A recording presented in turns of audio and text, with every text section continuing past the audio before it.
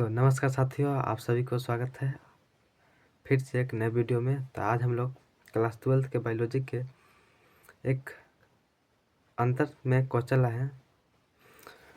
तो क्वेश्चन बोलता है कि विखंडन और मुकुलन में अंतर बताएं। विखंडन और मुकुलन में क्या बोलता है?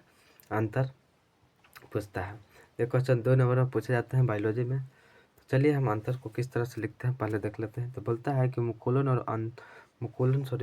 और मुकुलन में क्या पूछा है? अंतर। तो पहले लिखेंगे कि विखंडन और मुकुलन में निम्नलिखित का मतलब नीचे लिखा हुआ है। इस तरह से हम डायग्राम को मतलब डिब्बा बनाते हैं। तो एक तरफ से लिख देते हैं विखंडन और दूसरा पूछा है मुकुलन, तो एक तरफ से लिख देते हैं मुकुलन। उसके बाद पॉइंट नंबर देते हैं, बोलते हैं विखंडन है कि यह विखंडन है जो विभाजित होकर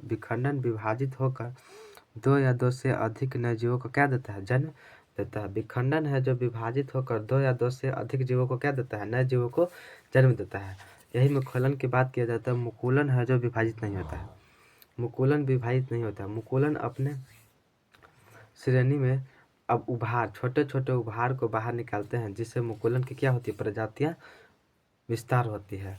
तो मुकुलन है जो विभाजित नहीं होती है।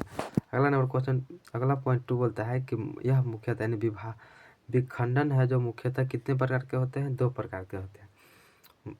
विखंडन कितने प्रकार के होते हैं? तो विखंडन मुख्यतः है जो 2 प्रकार के होते हैं। पहला का नाम है द्विविखंडन और दूसरा का नाम है बहुविखंडन। जैसे तो पूछेगा कि द्विविखंडन क्या है और बहुविखंडन क्या है। तो इस पर हम टॉपिक करते हैं। तो बोलता है कि विखंडन की वह प्रक्रिया जिसमें कोई भी एक जीव विखंडित होकर कितने 2 जीव का निर्माण करता है, तो उसे द्विविखंडन कहते हैं। और वही पूछा जाए कि बहुविखंडन किसे कहते हैं? तो विखंडन की वह प्रक्रिया जिसमें कोई भी जीव विखंडित या विभाजित होकर 2 या 2 से अधिक जीवों का क्या करता है? निर्माण करता है, तो उसे बहुविखंडन कहा जाता है। तो यह था आपका विखंडन की 2 प्रकार, जिसका नाम है, पहला का नाम है द्विविखंडन और दूसरा का नाम है बहुविखंडन। अगला बोलता है मुकुलन। तो यह मुकुलन भी कितने प्रकार के होते हैं? मुख्यतः मुकुलन मुख्यतः कितने प्रकार के होते हैं? 2 प्रकार के होते हैं। पहला का नाम है बहिर्जात मुकुलन और दूसरा का नाम है अंतर्जात मुकुलन।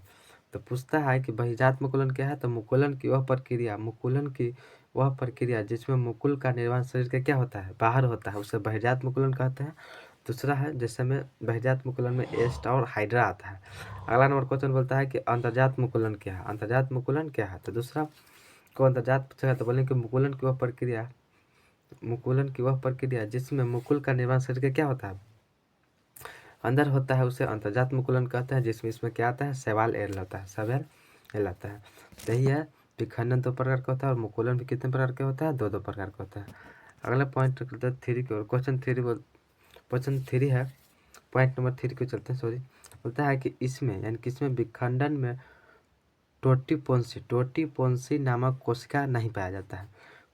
विखंडन में टोटीपोन्सी नामक कोशिका है जो नहीं पाया जाता है। यही मुकुलन की बात करें तो मुकुलन के अंदर टोटीपोन्सी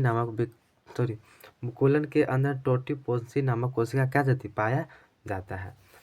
यही था अंतर विखंडन और मुकुलन में।